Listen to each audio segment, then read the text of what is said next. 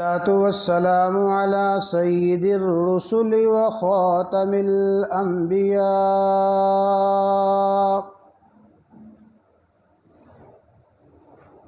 اللهم صل على سيدنا ومولانا محمد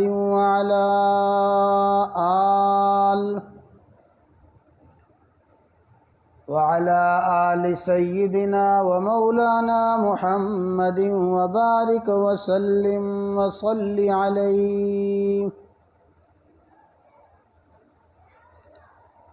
عن عبد الرحمن بن غنم الأشعري رضي الله تعالى عنه قال: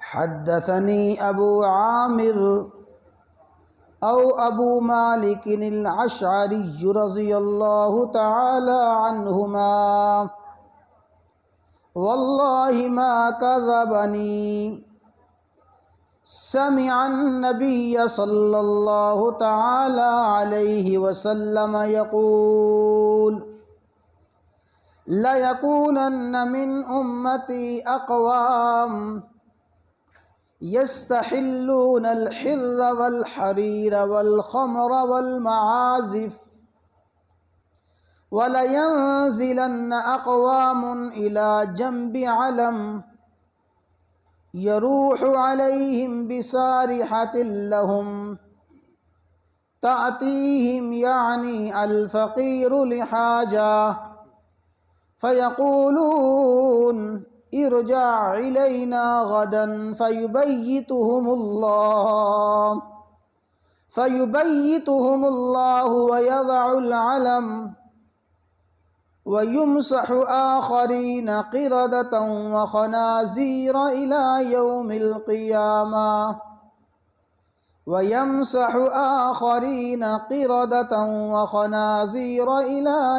القيامة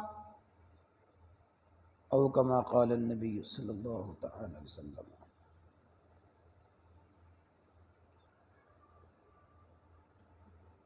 سید الصادقین اصدق القائلین سیدنا و مولانا محمد الرسول اللہ صلی اللہ تعالی علیہ وسلم نے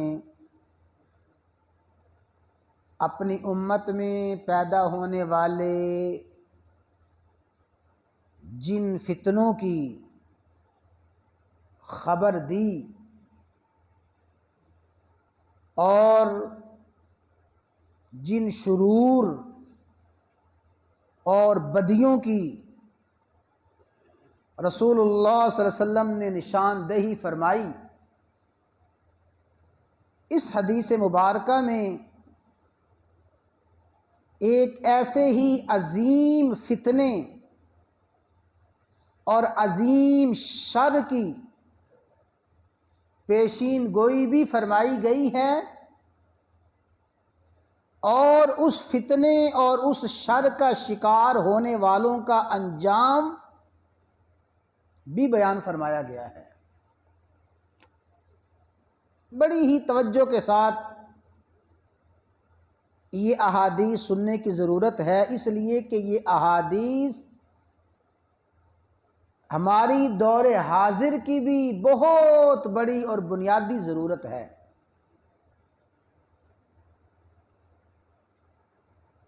اس حدیث کو جس صحابی نے روایت کیا ہے، وہ صحابی روایت سے پہلے فرماتے ہیں: واللہ ما کذبنی، اللہ کی قسم مجھ سے یہ بات جھوٹی نہیں کہی گئی. جو بات مجھے سنائی گئی ہے اور مجھے بتائی گئی ہے یہ جھوٹ نہیں ہے.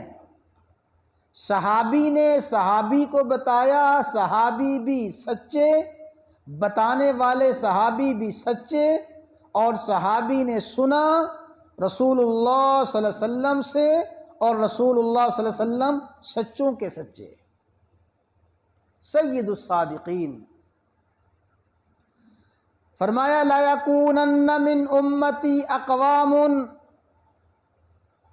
البتہ ضرور بضرور میری امت میں کچھ لوگ ایسے ہوں گے،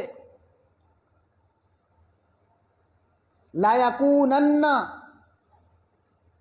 لام بھی تاکید کا، اگر نون ثقیلہ وہ بھی تاکید کے لیے، اس کا معنی یہ ہے البتہ تحقیق ضرور بضرور ہوں گے میری امت میں اقوام، ایسے لوگ،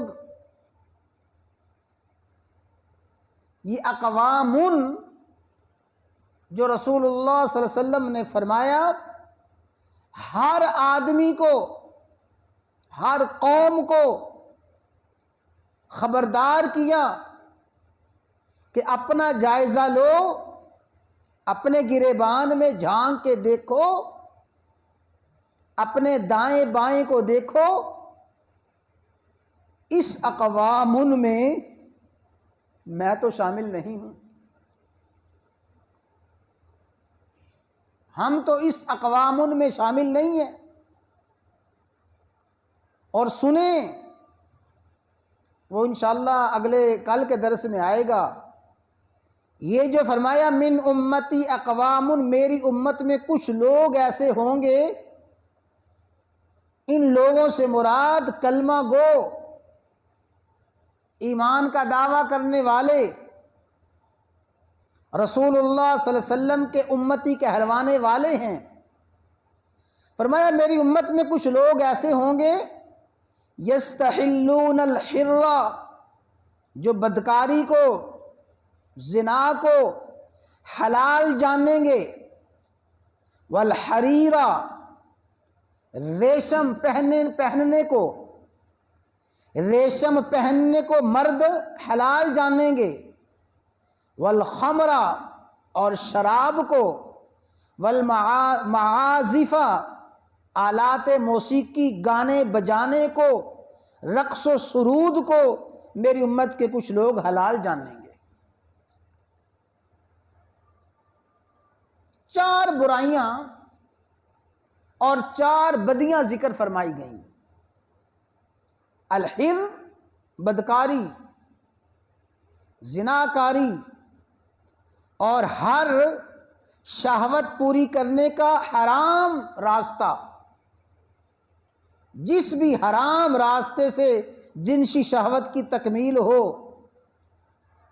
الحریر، ریشمی لباس، الخمر، شراب، والمعازف، گانا بجانا اور آلات موسیقی، رقص و سرود۔ کچھ لوگ ایسے ہوں گے ان چیزوں کو حلال جانیں گے۔ بڑی توجہ کے ساتھ بات سمجھیں، ان چیزوں کو حلال جاننے کا اور ان چیزوں کو حرام سمجھنے کا مطلب کیا ہے؟ محدثین، اہل علم رحمہم اللہ تعالی اور ہمارے اساتذہ رحمہم اللہ تعالی نے 2 مطلب بیان فرمائے ہیں۔ ایک مطلب تو یہ ہے کہ جیسے نکاح جنسی شہوت کی تکمیل کا حلال ذریعہ ہے، جیسے وہ حلال راستہ ہے، اس حرام راستے کو بھی حلال سمجھیں گے، حلال سمجھ کے کریں گے۔ اللہ تعالیٰ نے پانی، دودھ، بے شمار مشروبات کو حلال فرمایا ہے، وہ ان حلال مشروبات کی طرح شراب کو بھی حلال سمجھیں گے۔ عام لباس، کاٹن کا یا کھدر کا دوسرا لباس جو حلال ہے مردوں کے لیے، مرد ریشمی لباس کو بھی ایسے حلال سمجھیں گے، رقص و سرود کو، گانے بجانے کو، موسیقی کو حلال سمجھیں گے۔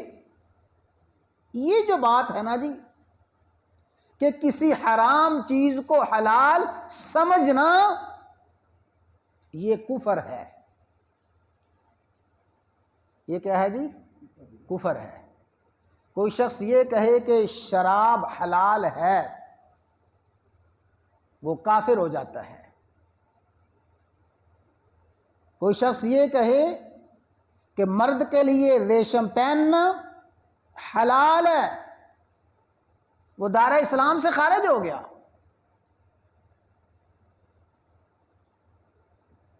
یہ مرد و عورت کا حرام ملاپ، یہ زنا بدکاری حلال ہے، اسے حلال سمجھنے والا کیا ہے جی؟ کافر ہے۔ پہلا تو ان حرام چیزوں کو حلال سمجھنے کا مطلب یہ کہ اسے حلال سمجھ کے، حلال جان کے، حلال کہہ کے کرتا ہے، ایسا شخص تو کافر ہے۔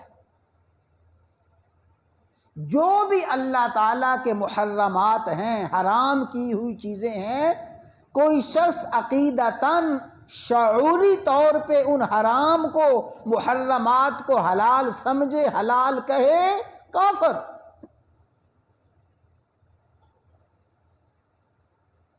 اور دوسرا مطلب یہ ہے کہ اس کا نظریہ یہی ہے کہ ہے حرام، زنا حرام ہے، حرام سمجھتا ہے، شراب کو حرام سمجھتا ہے، گانے بجانے کو حرام سمجھتا ہے، حرام سمجھنے کے باوجود، حرام سمجھنے کے باوجود ان کو ایسے کرتا ہے جیسے حلال عمل کیا جاتا ہے۔ حرام سمجھتا نہیں ہے، حلال سمجھتا نہیں ہے، حلال نہیں سمجھتا بلکہ حرام سمجھتا ہے، اور حرام سمجھنے کے باوجود ان کو ایسے کرتا ہے جیسے حلال عمل کیا جاتا ہے۔ یہ بھی کبیرہ گناہ، بہت بڑا جرم ہے، اور ایسے ہی مجرم کے لیے رسول اللہ صلی اللہ علیہ وسلم نے یہ انجام بیان فرمایا ہے۔ میں نے عرض کیا نا، انشاءاللہ اس کی مزید تشریح کل کے درس میں آئے گی۔ رسول اللہ صلی اللہ علیہ وسلم نے ارشاد فرمایا، میری امت کا بہت بڑا فتنہ یہ ہے کہ میری امت کے کچھ لوگ حلال جانیں گے، بدکاری کو، زنا کو، والحریر اور ریشم کو، شراب کو، گانے بجانے کو، کچھ لوگ تو یہ ہوں گے۔ وَلَيَنزِلَنَّ أَقْوَامٌ إِلَى جَنْبِ عَلَمٍ، کچھ لوگ ایسے ہوں گے جو پرفضا مقام پہ، بلند بلند پہاڑوں پہ اپنے محلات بنائیں گے، پرفضا مقام پہ، کھلی آب و ہوا میں اپنی کوٹھیاں، اپنے محلات، اپنے بنگلے بنائیں گے۔ یروح علیہم بصارحۃ لہم، ان کے ملازم، ان کے نوکر چاکر، ان کے مویشیوں کو، بکریوں کو، ان کے ریوڑ کو صبح شام ہانگ کے لے جائیں گے۔ سردار لوگ ہیں، بڑی عمدہ اعلیٰ رہائشیں بنائی ہوئی ہیں، بڑے پرفضا مقام پہ رہ رہی ہیں، ان کے نوکر چاکر ہیں، ان کے ریوڑ ہیں، بکریوں کے ریوڑ ہیں، بھیڑوں کے ریوڑ ہیں، اور اونٹ ہیں، بے شمار جانور ہیں۔ ملازم صبح آتے ہیں، جانوروں کو لے جاتے ہیں، سارا دن چراتے ہیں، پھر لے آتے ہیں، یعنی اللہ تعالیٰ نے ان کو بڑی خوشحالی عطا فرمائی ہوگی۔ اور آج کے دور میں یوں کہہ لیں کہ بڑے پرفضا مقام پہ بلند و بالا محلات بنائے ہوئے ہیں، اور گاڑیوں کی قطاروں کی قطاریں ہیں، مہنگی سے مہنگی گاڑیاں، مہنگی سے مہنگی سواریاں، اور ان سواریوں اور ان گاڑیوں کی حفاظت کے لیے کئی ملازم۔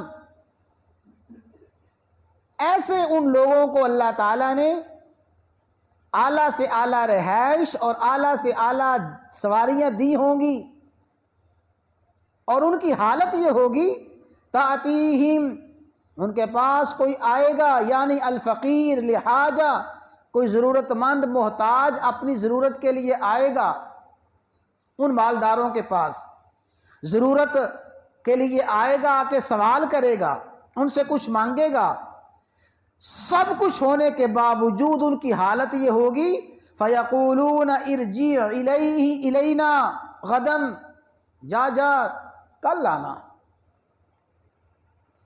جو فقیر جو سائل آئے گا اسے کہیں کل آنا، کل آنا، یا تو اسے ٹالنے کے لیے کہیں گے، اور دوسرا مطلب استہزاءً استخفافاً، اسے حقیر سمجھتے ہوئے، اسے ذلیل سمجھتے ہوئے کہیں گے جا دھتکار دیں گے اپنے دروازے سے۔ یہ ہے دو قسم کے لوگ اور ان دو قسم کے لوگوں کا عمل۔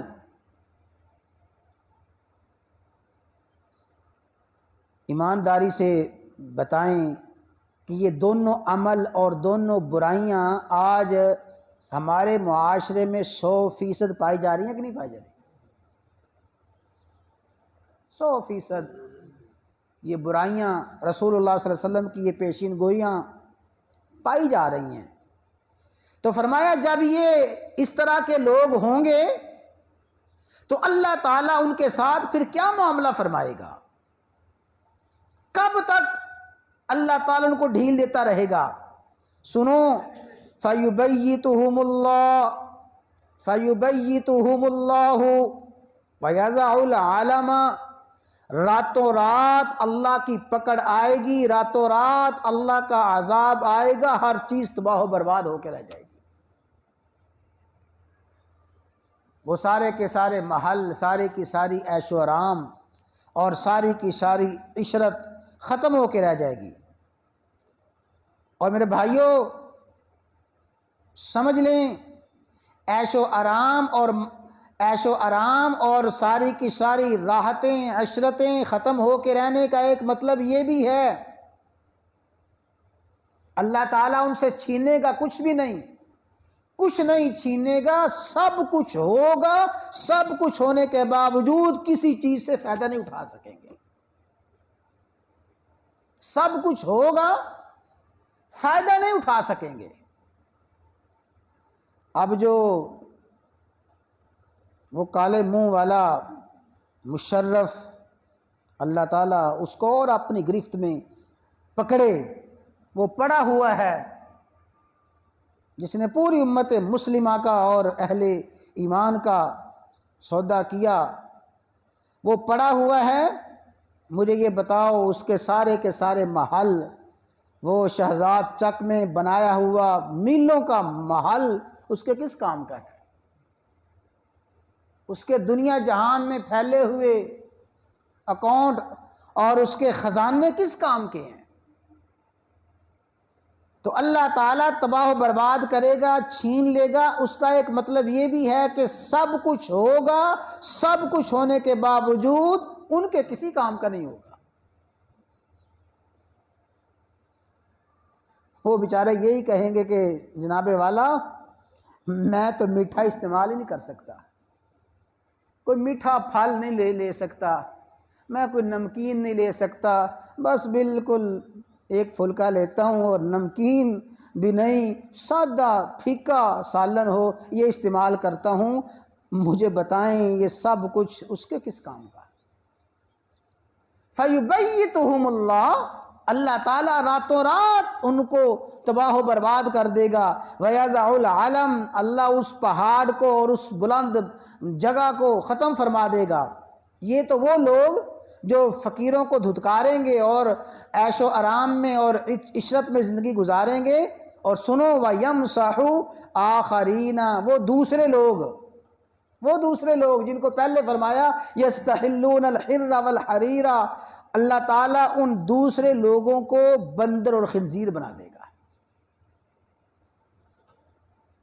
جو بدکاری کو حلال جانیں گے ریشم کو اور شراب کو اور رقص و سرود کو، گانے بجانے کو حلال جانیں گے، اللہ تعالیٰ ایسے لوگوں کو بندر اور خنزیر بنا دے گا۔ اللہ تعالیٰ یہ احادیث مبارکہ مجھے آپ کو اپنے ذہن میں بٹھانے کی توفیق عطا فرمائے، اور اللہ تعالیٰ ہر مسلمان کو، ہر انسان کو ان بدیوں سے، ان برائیوں سے بچائے۔ رسول اللہ صلی اللہ علیہ وسلم نے جو شرور اور آفات اور بدیاں بیان فرمائی ہیں، نشاندہی فرمائی ہے، اللہ تعالیٰ ان بدیوں سے ہر انسان کی حفاظت فرمائے۔ میں نے عرض کیا انشاءاللہ اسی حوالے سے کل کا درس بھی ہوگا۔ اللہ تعالیٰ عمل کی توفیق عطا فرمائے۔